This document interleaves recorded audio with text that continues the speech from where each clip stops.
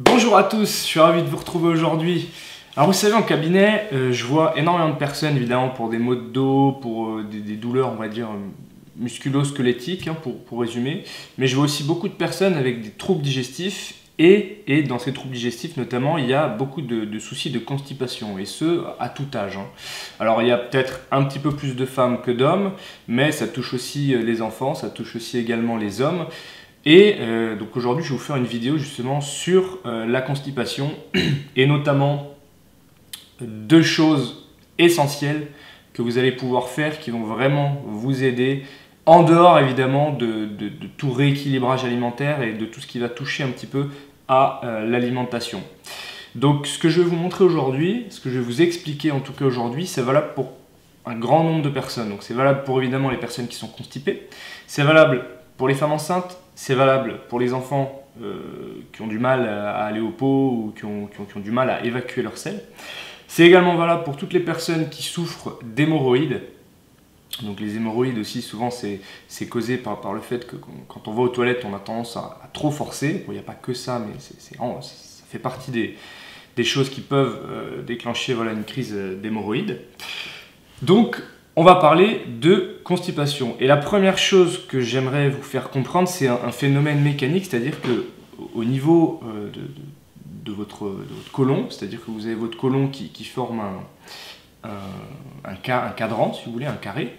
Je vous montrerai une image juste, je pense par là, ou je sais pas, de l'autre côté. Donc si vous voulez, il y a le côlon ascendant, donc le côlon qui monte, qui commence à droite de votre ventre. Ensuite, vous avez le côlon transverse qui fait une sorte de hamac qui a tendance des fois à descendre très très bas généralement en fonction de la morphologie. Le côlon descendant, donc c'est celui qui descend du côté gauche, qui se poursuit par le côlon sigmoïde qui lui rentre à l'intérieur du bassin, qui se termine par votre rectum. Donc le rectum, c'est la cavité qui va accueillir les selles, si vous voulez, c'est le réservoir à sel. Et enfin, votre anus. Et ce qui se passe, c'est que sur cette portion terminale, justement, entre le rectum et l'anus, vous allez avoir un muscle qui va être plus ou moins important, justement, qui ne va pas être le même chez tout le monde, qui ne va pas avoir la même morphologie, la même insertion, la même longueur chez tout le monde. C'est un muscle qu'on appelle le muscle puborectal. Donc ce muscle puborectal, si vous voulez, c'est un muscle qui va être très important puisqu'il va créer en fait un angle entre le rectum et l'anus. Donc pareil, ne vous inquiétez pas, je vous mettrai un schéma juste ici, juste que pour vous compreniez. Il crée un angle entre le rectum et l'anus, ce qui fait qu'en fonction de la taille des matières, de la quantité de matière qu'il peut y avoir, et bien l'évacuation va être très très très compliquée. Si par exemple vous avez tendance à avoir un rectum assez gros qui a tendance à stocker beaucoup, avec un muscle puborectal plutôt court, l'angle va être très très prononcé et donc vous allez parfois devoir forcer énormément pour évacuer la selle et ça peut déclencher énormément de douleur. Donc la solution en fait simple pour justement éviter cet angle ano-rectal créé par le muscle puborectal, donc l'angle entre l'anus et le rectum qui est créé par ce muscle, je vais vous montrer tout de suite dans les toilettes comment faire pour justement non seulement annuler cet angle-là et en plus faciliter l'évacuation des selles sans avoir à forcer trop comme un fou, quitte à se faire mal. Voilà. Je vous retrouve tout de suite dans les toilettes. Je vous retrouve sur le trône, on y est. Donc, qu'est-ce que vous allez pouvoir faire pour justement annuler cet angle? Donc cet angle, en fait, il faut que vous compreniez bien qu'il est présent, il est d'autant plus accentué quand vous êtes debout et il s'atténue plus votre genou va se rapprocher en fait de votre thorax. Donc à 90 degrés, l'angle est toujours très présent. Donc là, quand vous êtes comme ça, dans une position classique aux toilettes, donc 90 degrés ou comme ça en train de lire votre journal, je ne sais quoi, cet angle est présent et donc il va, on va dire, rendre difficile l'évacuation des selles, en tout cas chez certaines personnes. Donc la solution pour justement annuler cet angle-là et verticaliser, si vous voulez, le rectum et l'anus, ça va être d'utiliser une sorte de petit tabouret, un petit support. Alors celui-là, c'est pour pas leur faire de la pub, ça vient d'Ikea. Il est presque bien, mais vous voyez, il manquerait presque, il manque 10 cm quasiment sur celui-là, pour qu'il soit vraiment bien. 5 à 10 cm, il fait quasiment une vingtaine de centimètres, il fait 15 cm de haut, il faudrait qu'il fasse 25-30 cm de haut pour que les hanches soient vraiment dans une bonne position. En fait l'idée, voilà, je vous montre, alors on verra peut-être pas sur la caméra, je vais le poser par terre, vous le posez en fait à vos pieds. Et ce que vous faites, là vous voyez, il y a mes genoux qui sont à 90 degrés quasiment par rapport à mes hanches, et bien quand je vais les mettre dessus, ça va l'élever, vous voyez, il manque un petit peu. Mais bon, c'est pas grave, vous pouvez prendre un tabouret, le tout c'est que la hauteur de ce support soit d'environ, on va dire, entre 30 et 40 cm pour que les hanches en fait soient à 35 degrés à peu près.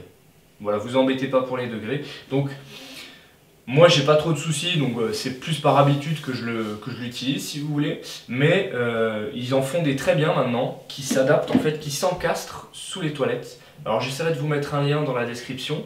Je sais plus qui c'est qui fait ça, mais c'est vraiment un super produit à avoir. Et en fait l'avantage de cela, c'est que vous allez pouvoir avoir les deux pieds sur les côtés, ce qui fait qu'en fait les genoux vont naturellement tomber vers l'intérieur. Et ça c'est très important parce que le fait d'avoir, d'ailleurs vous pouvez essayer, hein, asseyez-vous cuvette baissée sur les toilettes et ramenez les genoux vers l'intérieur. Vous allez voir, vous allez avoir la sensation que le périnée en fait va se détendre. Et ça c'est aussi un autre facteur très important, ça va être d'avoir le périnée détendu. Parce que quand on est en rotation externe jambes ouvertes, on a tendance à fermer un petit peu l'espace, si vous voulez, au niveau du périnée. Donc pour l'évacuation des selles, c'est pas top. D'ailleurs, petite anecdote, pour faciliter les accouchements, ils ont tendance souvent, les gynécos, obstétriciens, à mettre les jambes en rotation interne. Quand vraiment il y a besoin d'aider, mettre les jambes en rotation interne, ça permet en fait de relâcher toute la partie périnée et de faciliter justement la sortie du bébé. Donc c'est pareil quand vous allez à la selle, donc mettez un petit support, vous écartez un tout petit peu les pieds, juste de largeur du bassin, et vous allez juste aller ramener un petit peu vers l'intérieur, ça va faciliter l'ouverture de l'anus et faciliter l'ouverture du périnée, donc l'évacuation des selles. Une fois que vous êtes dans cette position-là, plutôt que de forcer si jamais ça ne sort pas, je vais vous montrer une astuce avec votre poing. Vous serrez le poing, juste, pas à fond, hein, juste que vous puissiez en fait voir un tout petit trou à travers le poing, que vous puissiez voir le jour dans le poing. Et ce que vous allez faire, c'est qu'en fait, quand vous allez vouloir aller à la selle, plutôt que de forcer et de verrouiller la respiration et se faire mal, ce que vous allez faire, c'est que vous allez souffler très fort dans votre poing. Donc vous serrez un peu le poing, vous faites juste un petit jour au travers pour que l'air puisse passer, et ce que vous allez faire, c'est que vous allez prendre de l'air, et en fait de souffler contre résistance, faites-le quand vous êtes assis, vous allez voir, ça va en fait libérer, pousser sur votre anus. Vous allez sentir qu'au niveau de votre anus, ça va libérer, il va avoir tendance naturellement à s'ouvrir. Puisqu'en fait vous allez souffler, et le fait de souffler, ça fait descendre toute la pression au niveau de l'anus, toute la pression qui est sur votre ventre, les abdos essaient de faire rentrer les viscères à l'intérieur du ventre, et le fait de rentrer ces viscères, étant donné qu'il y a une résistance de la part des abdos et du diaphragme, ils n'ont pas d'autre choix que de descendre, et donc ça vient pousser tous les organes vers le bas, et notamment sur le rectum, et donc forcément sur l'anus, ce qui va faciliter l'évacuation de vos selles. Donc, suite à toutes ces explications, évidemment, je parle beaucoup. Donc je vous rappelle, je vous fais un petit résumé. Donc surélever les pieds, on va dire d'une trentaine de centimètres. Je vous mettrai un lien si je trouve le support là sur internet. On ramène les genoux vers l'intérieur, donc les pieds sont plus écartés que les genoux. On ferme le poing en laissant un petit jour. Et quand vous avez envie d'essayer d'évacuer les selles, plutôt que de pousser et de verrouiller la respiration, on prend de l'air et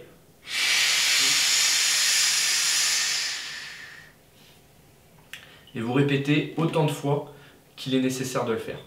Donc là, c'était le premier exercice. Alors, j'aimerais quand même vous préciser quelque chose, justement, quand vous allez aux toilettes. Surtout si vous êtes constipé ou si vous avez justement l'appréhension d'aller aux toilettes également, de peur que ça ne sorte pas ou que vous n'y arriviez pas. La chose qui est importante à comprendre, c'est que des fois, ça prend du temps, quoi. Aller aux toilettes, il faut prendre le temps d'aller aux toilettes. Il ne faut pas vous speeder pour aller aux toilettes. Il ne faut pas avoir envie d'évacuer hyper vite les selles. Il faut prendre le temps. Il faut prendre le temps. Et si vous ne pouvez pas prendre le temps, bon bah ça c'est certes, mais si vous avez l'occasion d'aller aux toilettes et vous êtes chez vous et que vous n'avez rien de prévu, prenez le temps. Il faut que vous donniez le temps à votre corps de se détendre. Il faut que vous vous détendiez quand vous êtes sur les toilettes. pour que le corps se détende et donc facilite l'évacuation des selles. Si vous êtes tendu, crispé, que vous avez envie d'aller vite, vous n'y arriverez pas. Donc il faut essayer vraiment de vous détendre un maximum et prendre le temps qu'il faut quand vous devez aller aux toilettes. Voilà. La deuxième chose, le deuxième exercice que j'aimerais vous montrer, c'est un exercice que je ferai en vidéo un petit peu plus en détail, c'est le squat. Le squat c'est quoi? C'est le fait de se mettre accroupi par terre mais en ayant les pieds à plat. Donc je vais vous montrer ça de suite, simplement je vous fais le petit speech d'abord. Le fait d'être en squat, d'ailleurs vous l'avez peut-être remarqué chez les enfants ils sont presque toujours, quand ils sont accroupis, en squat. Les deux pieds posés bien à plat au sol et ils jouent comme ça, ils jouent. En Asie pareil, en Asie c'est quasiment une norme sociale d'être en squat. Les gens, quand ils attendent, ils se mettent en squat, ils sont accroupis, les deux pieds bien calés, bien ancrés dans le sol.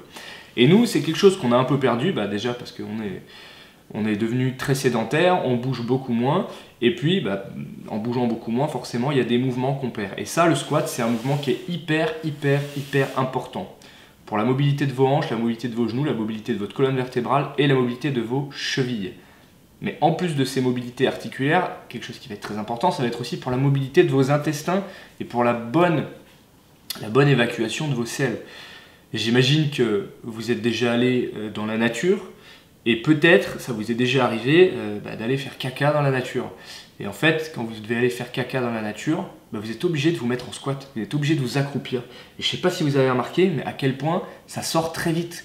Ça sort beaucoup plus facilement que si jamais vous êtes sur des toilettes classiques avec les jambes à 90 degrés. Et bien ça fait partie justement de ce que je vous ai expliqué juste avant, c'est la verticalisation en fait de l'axe d'évacuation, donc la verticalisation de l'angle entre le rectum et l'anus. Mais en plus de cette verticalisation là, il y a un deuxième phénomène qui s'ajoute à ça, ça va être la pression exercée par les jambes sur le ventre. En fait, quand vous êtes accroupi, les jambes sont quasiment sur le thorax, ce qui fait que tous les viscères sont complètement, on va dire pas comprimés, mais ils sont repoussés en arrière par les jambes, ils ne peuvent pas aller vers l'avant, ils ne peuvent pas aller vers le haut. Donc ce qui fait qu'à chaque respiration, toute la pression descend beaucoup plus fortement vers l'anus et vers le rectum, ce qui fait que l'évacuation est vraiment d'une facilité presque déconcertante. D'ailleurs, les pots pour bébés sont, je ne vais pas dire étudiés comme ça, mais indirectement, je ne sais pas s'ils l'ont prévu dans ce sens-là, mais indirectement, voilà, ils sont presque dans cette position-là, les enfants, quand ils doivent aller au pot. Donc, je vais vous montrer aujourd'hui à quoi doit ressembler ce squat. Et dans une autre vidéo, je vous ferai une vidéo vraiment spécifique sur le squat, en vous expliquant un petit peu toutes les progressions, on va dire, voilà, toute la progression pour arriver à un squat complet avec aisance. En sachant que morphologiquement, il va y avoir des différences, c'est que tous, vous ne pourrez pas avoir forcément le même squat. Donc le but c'est pas d'avoir le même squat, le but c'est de respecter, on va dire, certaines petites règles pour être bien dans cette position là. Je vous retrouve tout de suite. Donc je vais vous montrer deux profils, à quoi ça ressemble. Vous allez voir, ça paraît facile si vous voulez, sauf que effectivement quand on n'a pas beaucoup bougé, quand ça fait longtemps qu'on s'est pas un petit peu activé, les hanches peuvent être un petit peu rouillées, les chevilles peuvent être un peu raides. Donc quand ceci arrivera, je vous montrerai simplement comment vous mettre en squat complet, tranquillement. Donc regardez, je vais commencer debout pour que vous puissiez bien comprendre.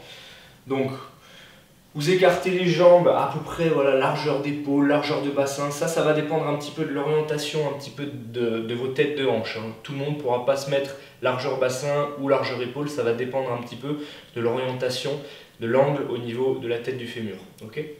Donc quand vous avez pris votre position debout, ce que vous faites, c'est que doucement, on garde les talons, on envoie les fesses en arrière et on va descendre tout doucement le dos droit.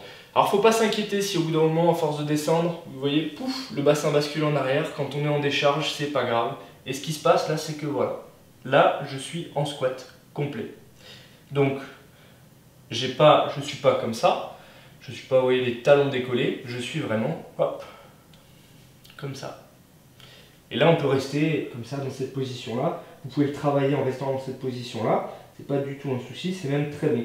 Et en fait, de rester dans cette position-là, quand vous l'aurez prise, vous allez voir que vous allez avoir en fait une sensation de pression à l'intérieur du ventre, simplement parce que les jambes se retrouvent complètement, vous voyez, les jambes viennent complètement comprimer le ventre, et donc forcément, ça vient appuyer, ça vient tout descendre au niveau de l'anus.